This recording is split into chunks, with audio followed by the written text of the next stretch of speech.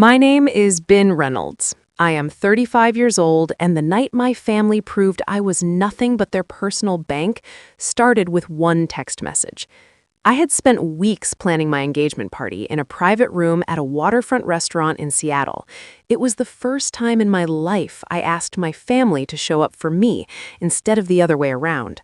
I sent the invitations, paid the deposit of $20,000, and imagined them sitting around one table for once, celebrating something that was actually mine. Instead, on the afternoon of the party, my phone lit up. My sister replied to the invite with a single line, dripping with sarcasm, telling me it was such a coincidence that they were all in the Maldives and that no one would be coming.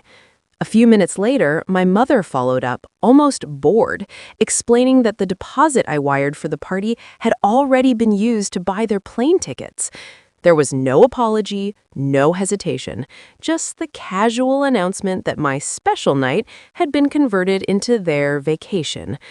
I stood there in the middle of that empty room, staring at my phone, while the staff finished setting places that would never be filled. Years of late-night transfers, quiet sacrifices, and swallowed insults crashed together in my head. And somehow, the only word that made it out of my mouth was the one that finally ended everything. All right, before I tell you what he said and what happened after I walked out, tell me, what time is it for you right now, and where are you watching from? I'm curious to see how far this story will travel. After that night at the waterfront restaurant, I went back to my apartment in Seattle and finally let the silence catch up with me.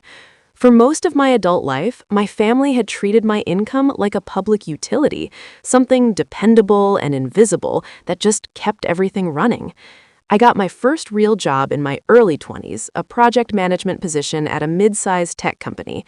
While my friends were figuring out roommates and splitting rent 3 ways, I was wiring money home every month. At first, it felt temporary, a bridge until things at home stabilized. They never did.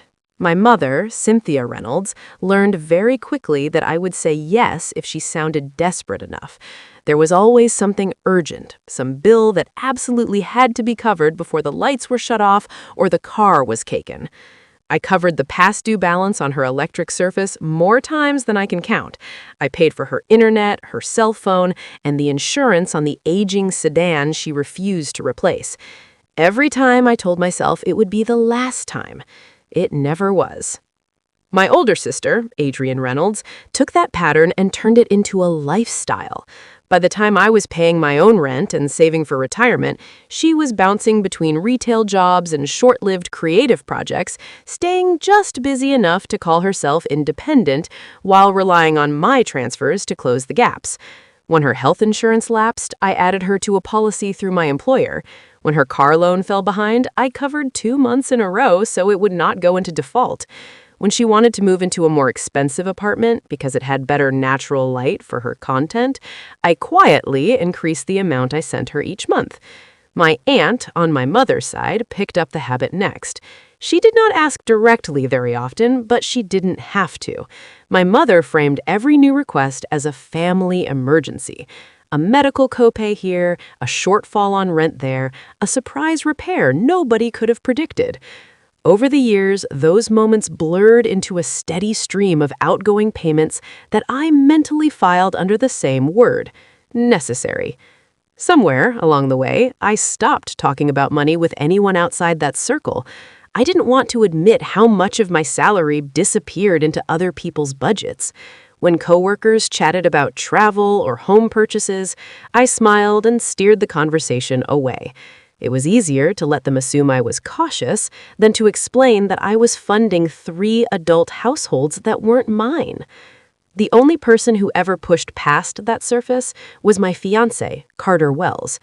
We met at a volunteer event, and he liked that I was reliable.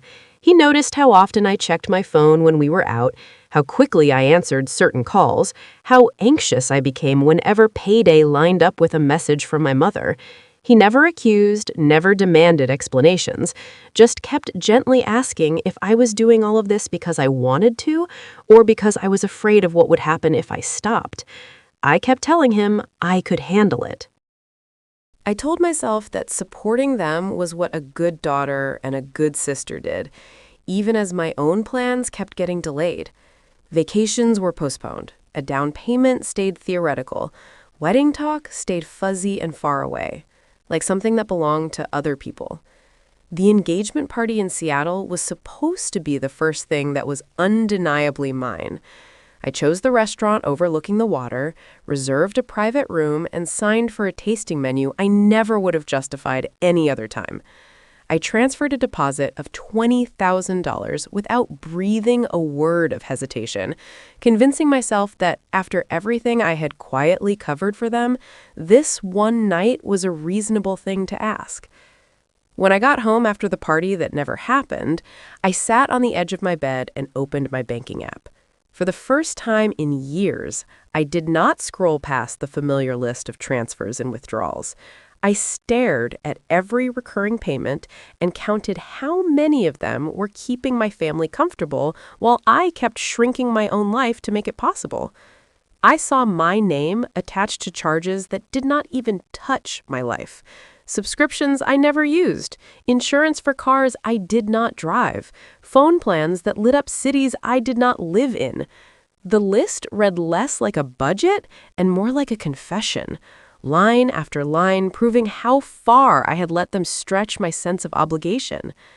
Later that night, I opened my laptop and made myself look at every number on the screen as if it belonged to a stranger.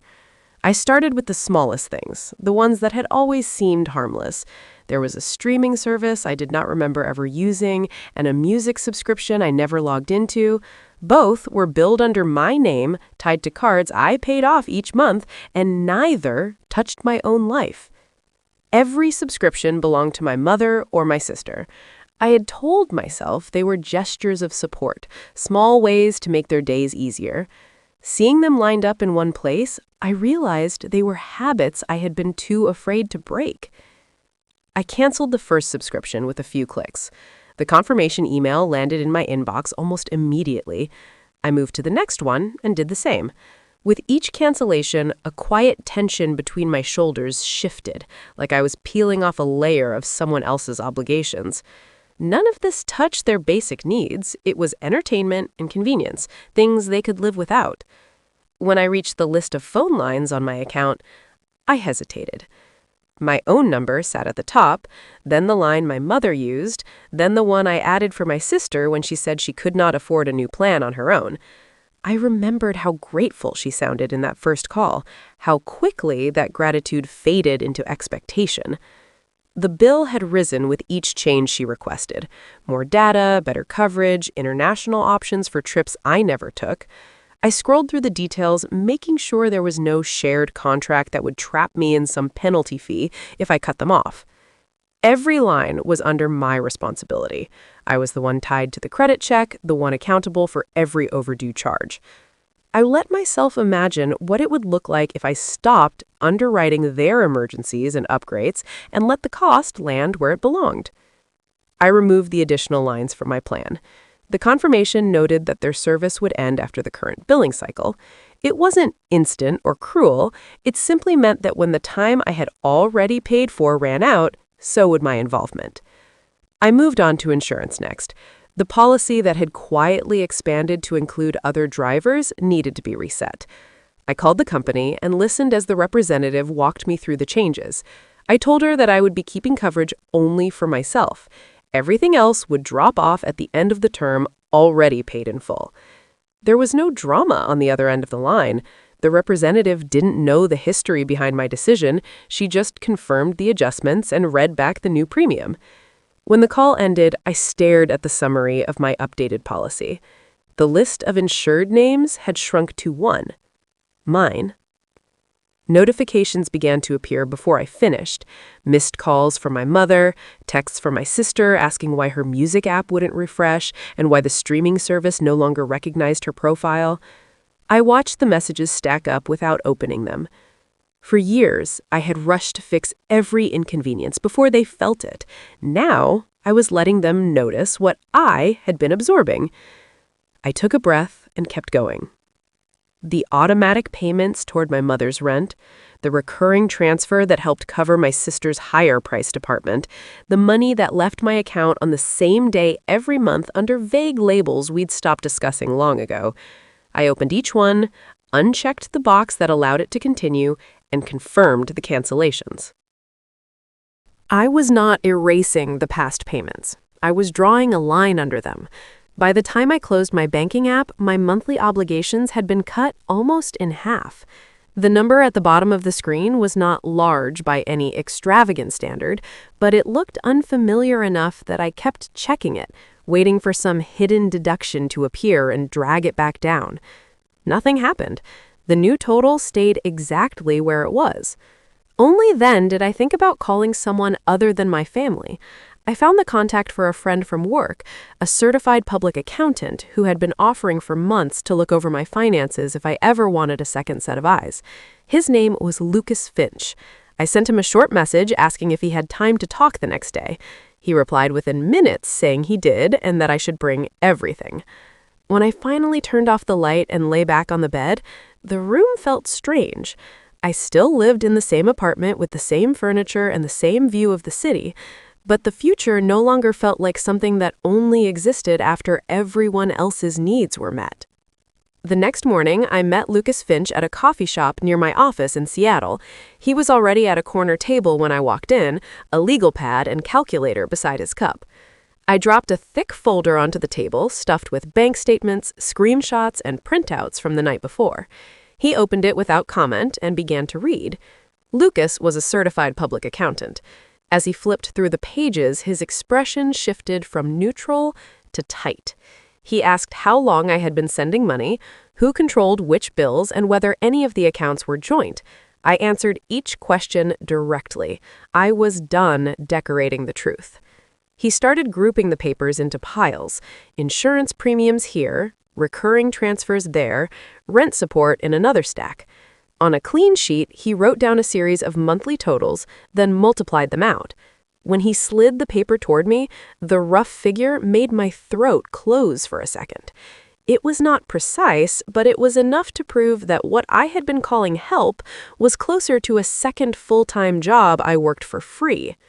Lucas let the numbers sit between us, and then asked if there were any major assets tied to my name that my family used: property, loans, vehicles, anything that had required my signature. I tried to think past the usual transfers and bills. Then I remembered a rush of emails and documents from years earlier, when my mother said she was going to be forced out of the place she lived. Back then, she had found a small condominium in an older building outside the city. The bank would not approve her on her own, so she called me and said I was the only one who could make it happen. I signed the closing papers electronically between meetings at work and told myself I was co-signing her stability. I never checked how the deed was written. I never went back to the building after the first walkthrough. I pulled out my phone and opened the county property record site. It took a moment to remember the exact street name. When the listing finally loaded, Lucas leaned in so he could see the screen. Under owner, there was only one name: mine. All those years, I had been paying the mortgage, telling myself I was helping my mother keep a roof over her head.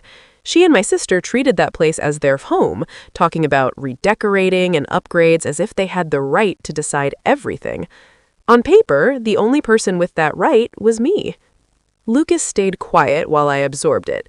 Then he outlined what that single line meant. As the legal owner, I had authority over whether the property was occupied, rented, or sold. Any equity that had built up belonged to me. If I stopped paying, the fallout would hit my credit, but the control did not change. I asked him what it would look like to stop carrying that weight. He said that before I did anything drastic, I needed legal advice from someone who dealt with real estate and family disputes every day.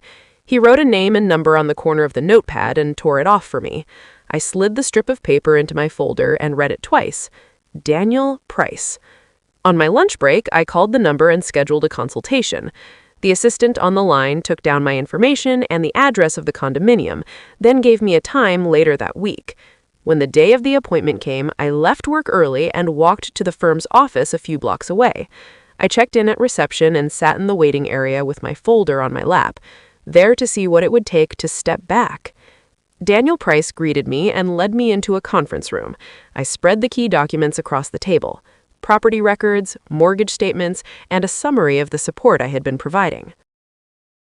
He read in silence, then explained my position in plain terms. The deed listed me as the sole owner of the condominium. My mother and sister had been living there because I allowed it, not because the law gave them any claim. As long as I followed the rules for notice and timing, I could decide what happened next. He laid out my options. I could sell the property and remove myself from the mortgage entirely.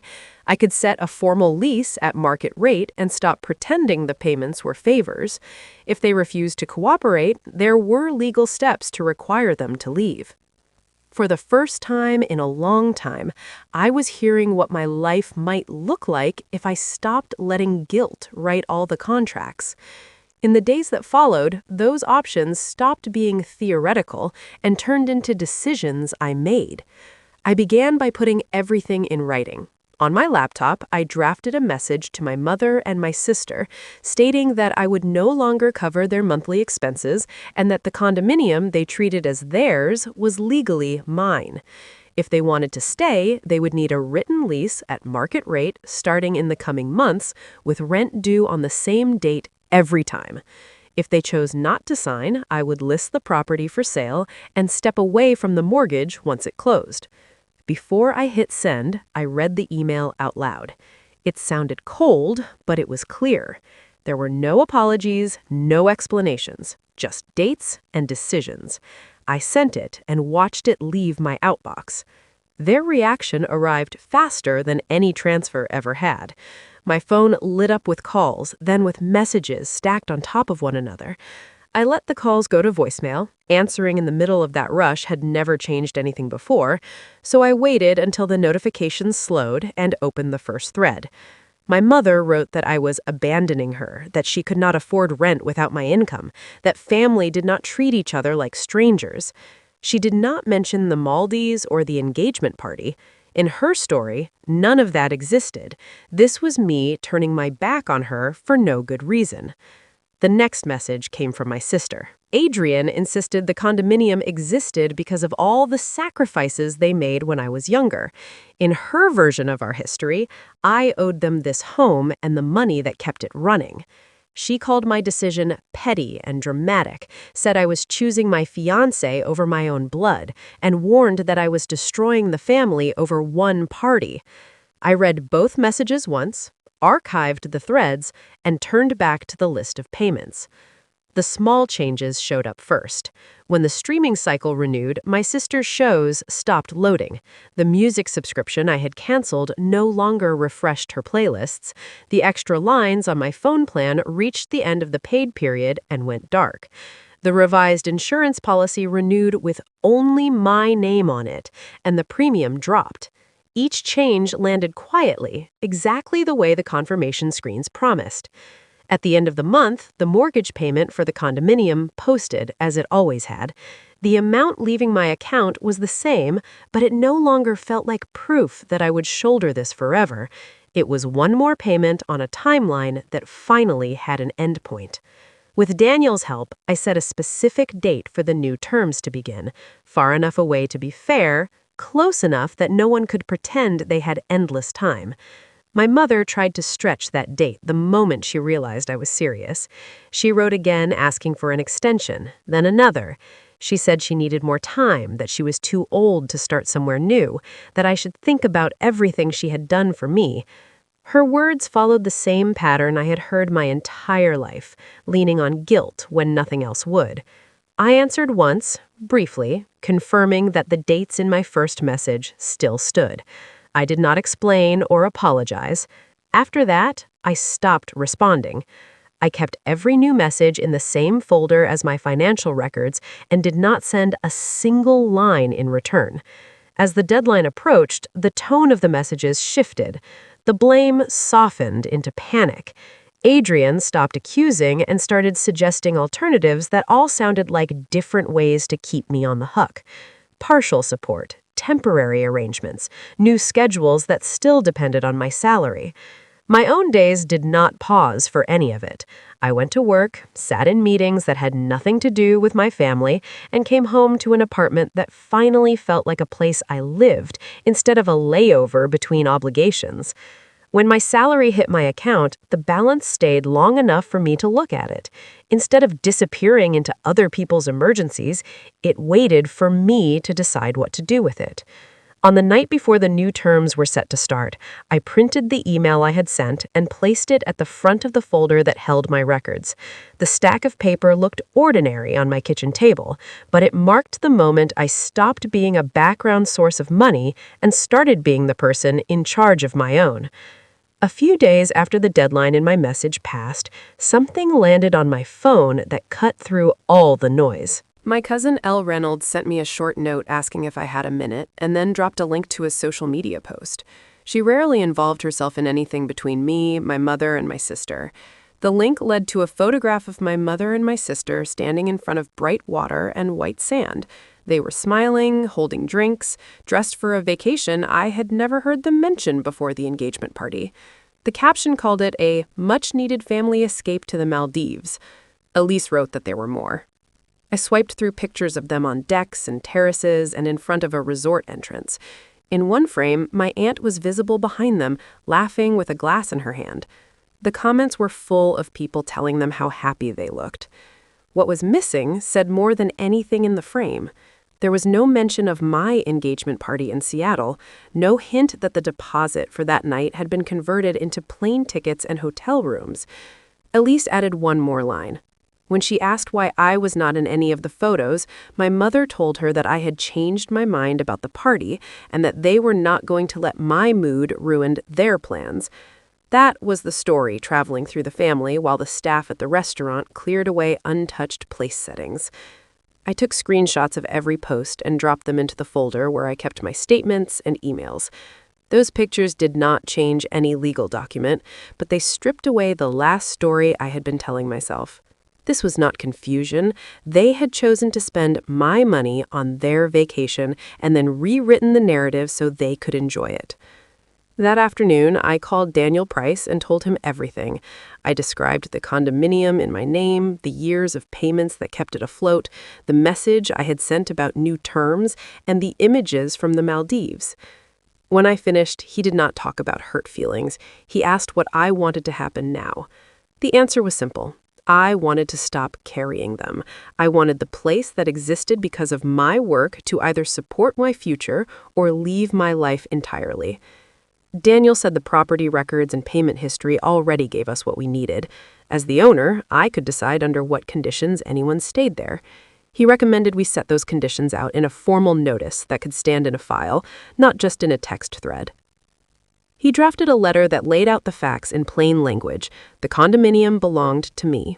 If my mother and my sister wanted to remain there, they would need to sign a written lease at a fair market rate and start paying on a specific date. If they refused, I would either list the property for sale or move to recover possession through the court. We went through the text together. There was no dramatic language, only dates, amounts, and consequences. At the end, he added one sentence directing any questions about the property to his office from that point forward. I agreed and authorized him to send it. The letter went out by certified mail. A copy arrived in my mailbox along with the receipt showing that someone at the building had signed for it.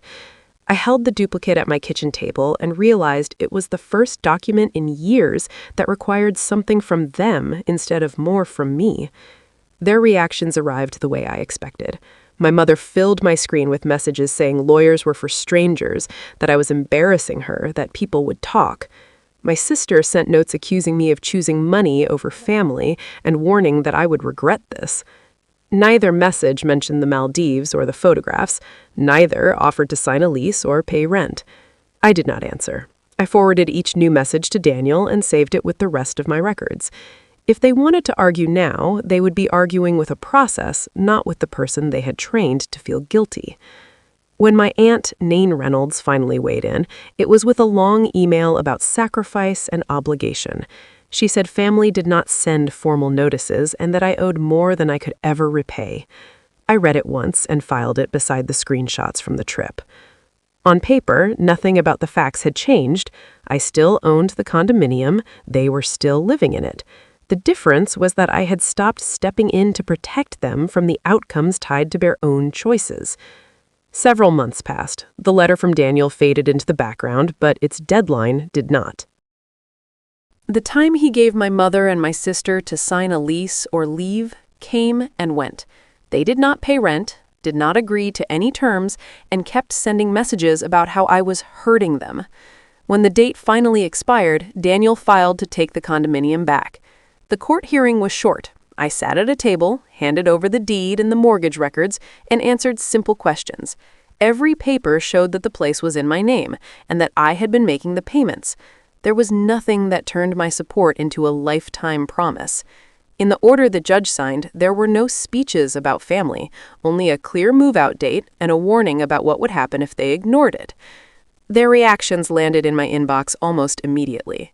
My mother wrote that she had nowhere to go and that I was abandoning her. My sister claimed I was throwing her out over one misunderstanding. My aunt said I was tearing the family apart to impress my fiancé and to look powerful. None of them mentioned the Maldives. None of them mentioned the night in Seattle when they chose a beach over my engagement party. I did not respond. I forwarded a few of the messages to Daniel so he could see what they were saying, then put my phone away. On the day they were required to leave, I was at my desk in the office going through project notes while somewhere else a property manager walked through rooms that no longer belonged to them. I did not ask for photos. Knowing that the keys were no longer in their hands was enough. Once the unit was empty, Daniel and I agreed to sell. The neighborhood had grown more popular since my mother first pushed me to sign the loan. The offer we accepted covered what was left on the mortgage and left a real amount for me. Signing the sale documents did not feel like revenge. It felt like closing a chapter I had been paying for alone. I used part of the money to clear the last of my personal debt. The rest became a down payment on a small place in Seattle that belonged to me and Carter. We chose a simple 2-bedroom apartment with old wood floors and a narrow balcony that caught the afternoon light. The lease had just our names on it, no extra lines, no hidden obligations. My mother, my sister, and my aunt had to figure out their own housing. Through a lease, I heard that they moved between short-term rentals and spare rooms while they learned how to qualify on their own. Landlords asked for deposits and proof of income. Utility companies wanted their names on the accounts. It was not kind or cruel, it was just how life worked when my paycheck was no longer holding everything together for them. Elise forwarded one more message my mother sent to a group of relatives. In it, my mother said I had taken her home away and that I would end up alone.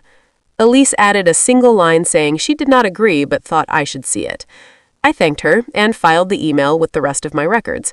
I did not send a long explanation to the family. People who wanted to know what really happened already knew how to reach me.